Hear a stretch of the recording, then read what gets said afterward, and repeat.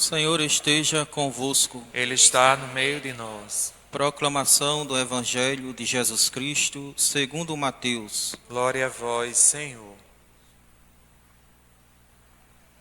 Naquele tempo, Jesus disse aos sacerdotes e anciãos do povo: Que vos parece? Um homem tinha 2 filhos. Dirigindo-se ao primeiro, ele disse: Filho, vai trabalhar hoje na vinha.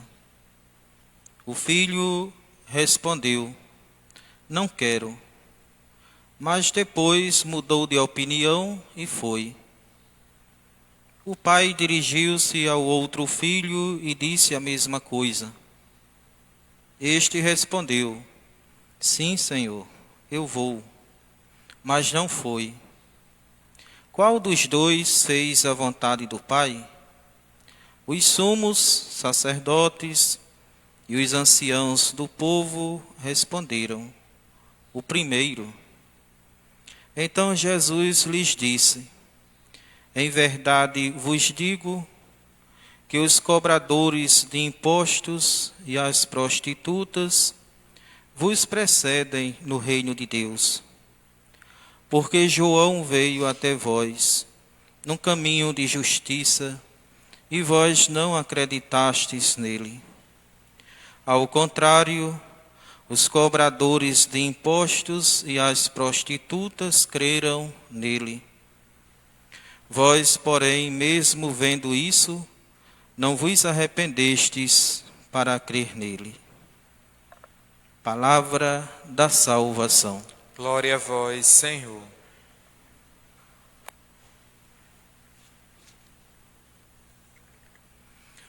Amados irmãos e irmãs em Cristo, estamos celebrando o 26º domingo do tempo comum. Em volta desta mesa da palavra, nos encontramos acolhendo as lições de vida de Jesus para o nosso caminhar como povo de Deus que somos. A liturgia da palavra deste 26º domingo do tempo comum vem nos inspirar a importância de nós tomarmos consciência dos nossos pecados, das nossas fraquezas, nos arrependermos. Nos inspira a uma abertura para a conversão. Quem não precisa se converter de alguma coisa? Sabemos que todos nós precisamos melhorar em algum aspecto de nossas vidas. Possamos, queridos irmãos e irmãs, nos abrir a esta dinâmica da conversão, que vai brotando em nosso coração, em nossa consciência, na medida em que vamos valorizando a palavra de Deus em nosso viver. Estamos ainda celebrando o mês de setembro, vamos vivenciar os últimos dias deste mês, como somos lembrados, mês dedicado ao dízimo, este gesto tão bonito que deve se fazer presente em nosso caminhar como igreja, como comunidade cristã. Mês dedicado à palavra de Deus. Possamos permitir que a palavra de Deus venha cada vez mais iluminar o nosso viver, nos apontar os caminhos, trazer em nossa consciência, em nosso coração, este desejo profundo da conversão. Precisamos nos tornar melhor a cada dia, a cada instante. Vejam, queridos irmãos e irmãs, a primeira leitura que nós ouvimos da profecia de Ezequiel. Ezequiel é tido como o profeta da esperança. Muitas pessoas foram deportadas para o exílio pelo exército de Nabucodonosor no ano de 597. E o profeta Ezequiel também estava vivendo lá no exílio, no meio de tantas pessoas. Logo nós vamos percebendo o quanto Deus é amoroso para com o ser humano, o quanto Deus deseja que o ser humano se converta, tome consciência, de suas faltas, de suas infidelidades. Então o povo estava vivendo aquele momento de cativeiro, de escravidão, sentindo na pele o sofrimento.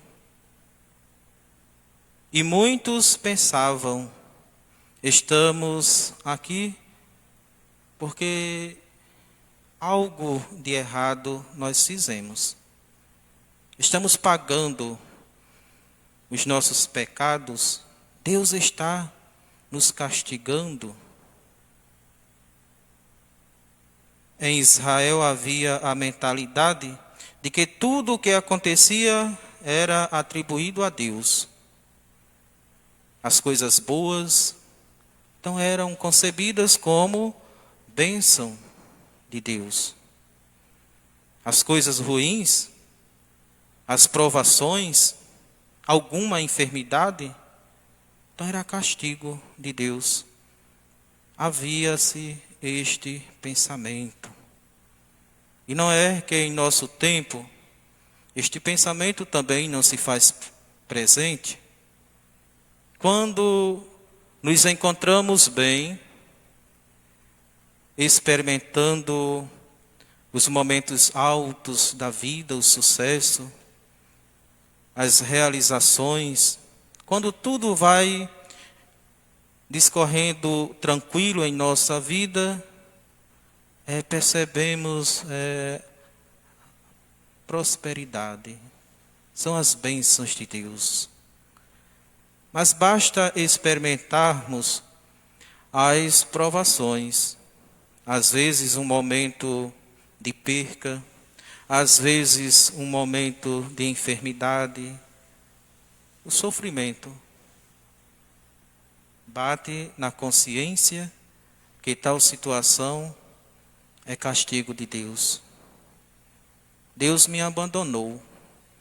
Deus virou as costas para mim. Deu-me as costas. Que Deus é este, amados irmãos e irmãs? Que muitas vezes nós insistimos em construir esta imagem de um Deus vingativo, de um Deus que deseja o mal.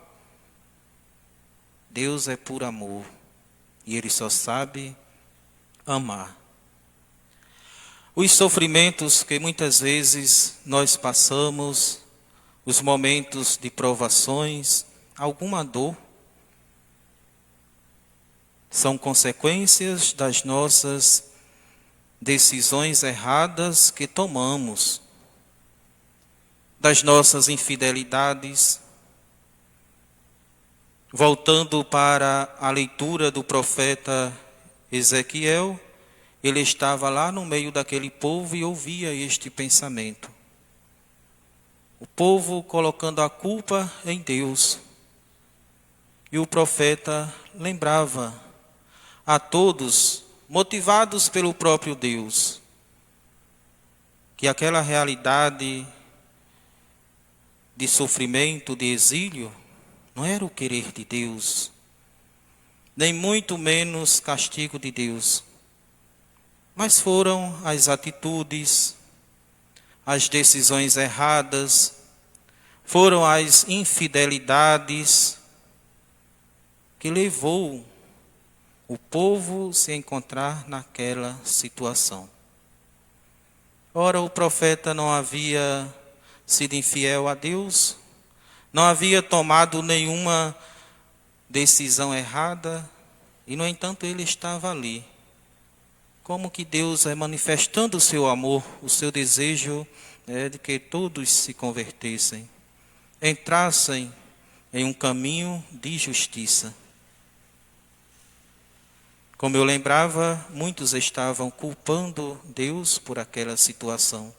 E como nós ouvimos no início do texto sagrado, assim diz o Senhor, vós andais dizendo, a conduta do Senhor não é correta.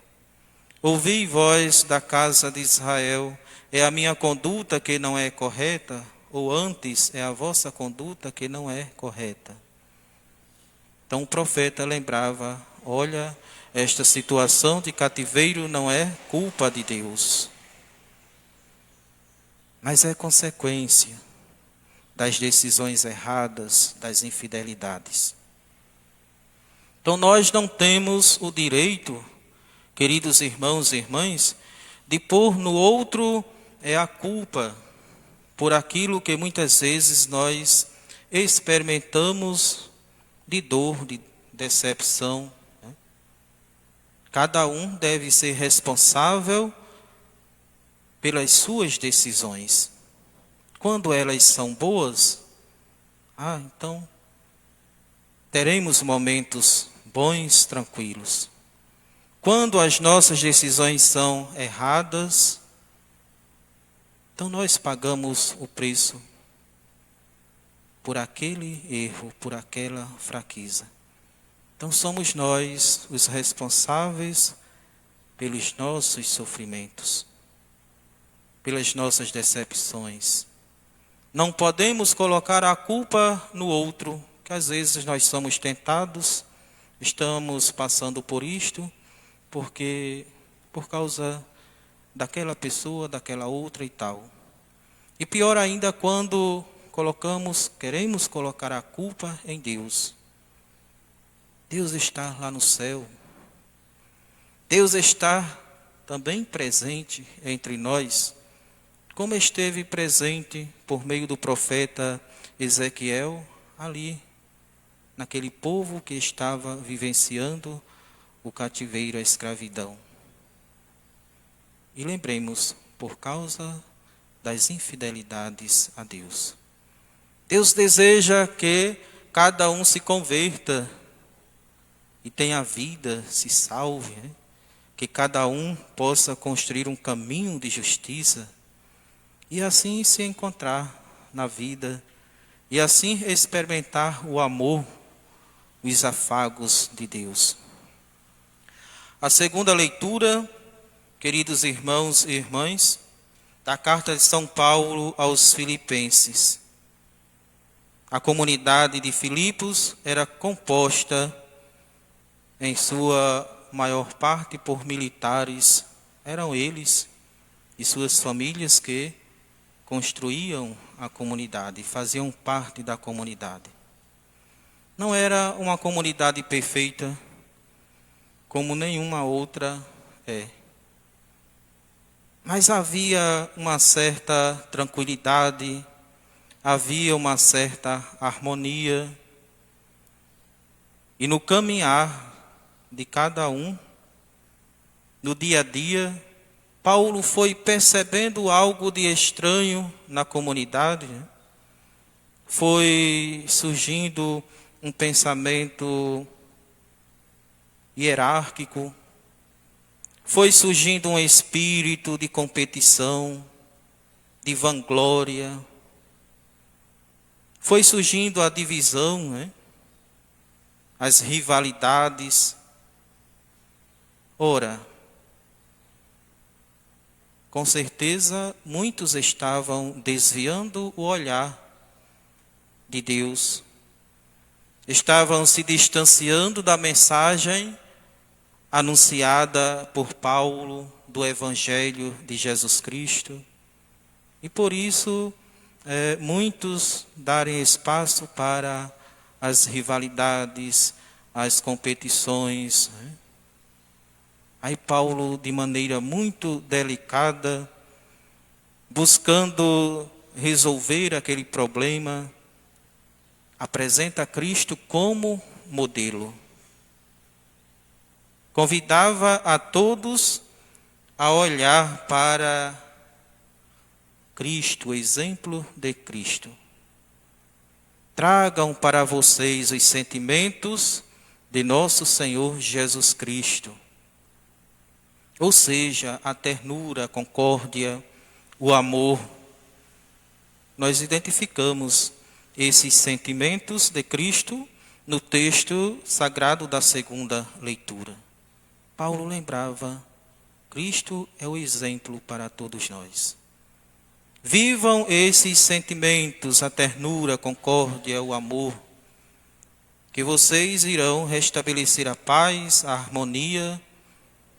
Enfim, nós iremos preservar a unidade que deve existir entre nós. Portanto, amados irmãos e irmãs, entre nós não deve existir competição, rivalidade, disputas, não. Mas que cada um veja que o outro é melhor, que o outro é importante na comunidade. Paulo lembrava isso aos filipenses. Que cada um veja o outro como uma realidade importante. Cada um pode contribuir para que exista a unidade, a paz, a concórdia, o amor na comunidade. Então, que nada venha nos separar do amor de Cristo, né? Nada. Se temos as nossas preferências, possamos respeitar as preferências dos outros. Isso nos dá, né, a capacidade de cultivar a amizade, a unidade. É muito importante sabermos valorizar uns aos outros, ver que o outro é importante tanto quanto somos importantes. O Evangelho, queridos irmãos e irmãs, nos apresenta Jesus contando uma história para as autoridades do Sinédrio, os anciãos, os mestres da lei, os fariseus. Jesus, na história, fala de um pai que se dirigiu a 2 filhos. Filho, vai trabalhar na vinha? E aquele filho, o primeiro, não, eu não quero. Olhemos a atitude e o comportamento daquele filho. Depois ele buscou analisar, fez uma revisão daquele não que deu ao pai e resolveu ir trabalhar na vinha. O pai se dirige ao segundo filho, vai trabalhar na vinha. Sim, Senhor, eu vou. Mas qual foi a atitude? De não ir.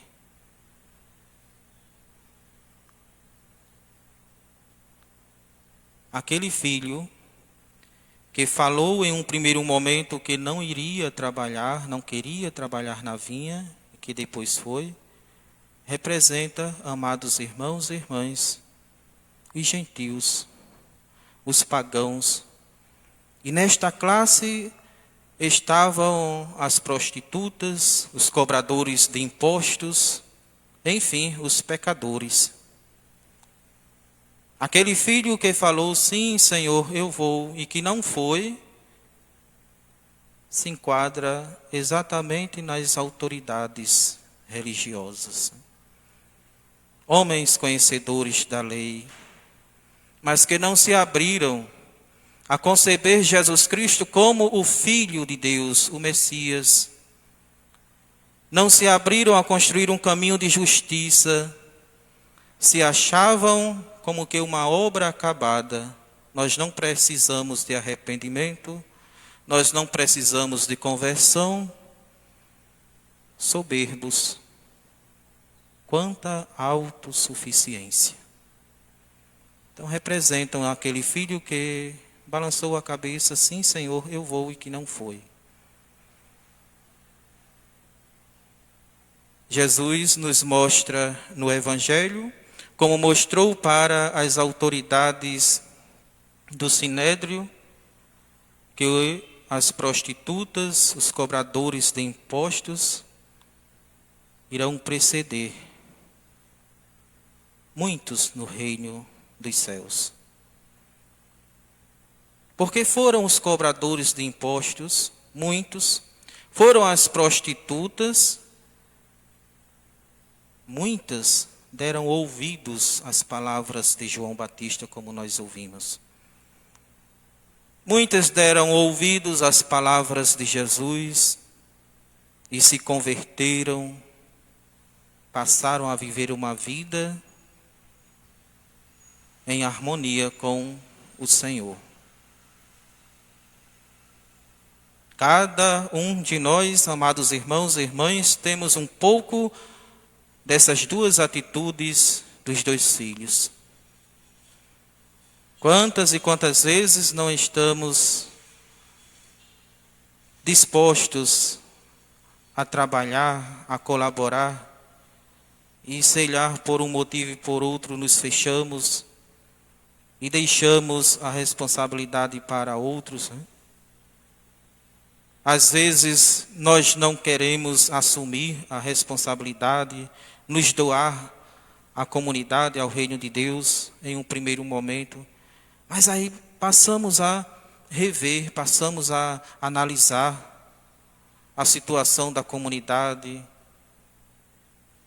e tomamos a decisão: bem, eu vou me abrir ao serviço, eu vou fazer a minha parte, eu vou realizar o que for preciso para que o reino de Deus aconteça.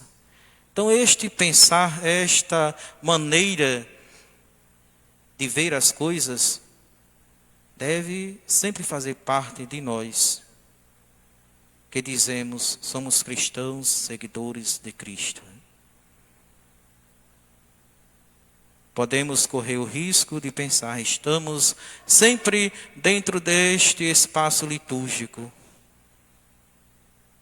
Então não preciso me arrepender, não preciso me converter. Precisamos e muito de conversão em nossas vidas. Peçamos ao Senhor, queridos irmãos e irmãs, que Ele nos dê este desejo de buscar a conversão. Que Ele nos dê a graça de nos tornarmos verdadeiramente filhos e filhas, amados e amadas, servidores da comunidade. Louvado seja nosso Senhor Jesus Cristo, para sempre seja louvado. Creio em Deus Pai Todo-Poderoso,